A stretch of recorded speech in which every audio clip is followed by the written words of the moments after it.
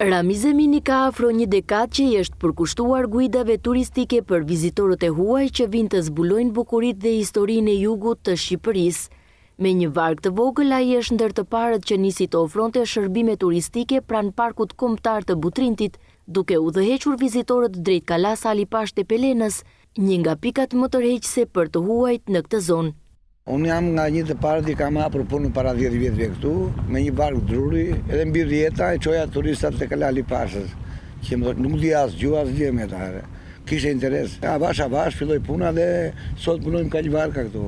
Për të Kalas Ali Pashës, në ishullit Tongo për plazh. Atë para mua deti se unë jam rritur këtu në lart një fshat 5 kilometra jam rritur këtu në ujra. Edhe ku jam. Cili fshat jeni ju? Nga Xara. Edhe nga emigrimi ku jam kthyer, kam prur një skaf në 2010 me 2 motora këtu, vetëm me ëndër për ujë, e shita. Pra pasioni. Po.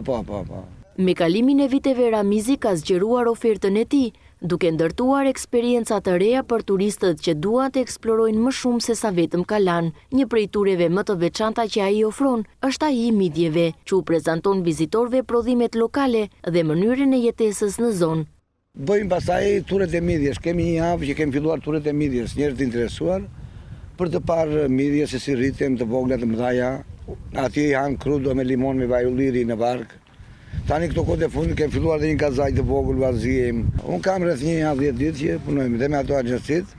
Janë dhe njerëz tu rastisht për shkak që kanë interes për Kalas Ali Pashës. Për Ramizin kjo punë është më shumë se një profesion, është një pasion që e lidh fort me vendin e tij. Ai rrëfen se përmes guidave ka mundur të sigurojë të ardhura për familjen, ndërkohë që ka ndihmuar në promovimin e zonës. Me ardhjen e pranverës ai vëren një rritje të interesit nga turistët dhe shpreson që sezoni të sjellë edhe më shumë vizitor, duke kontribuar në zhvillimin e qëndrueshëm të turizmit lokal.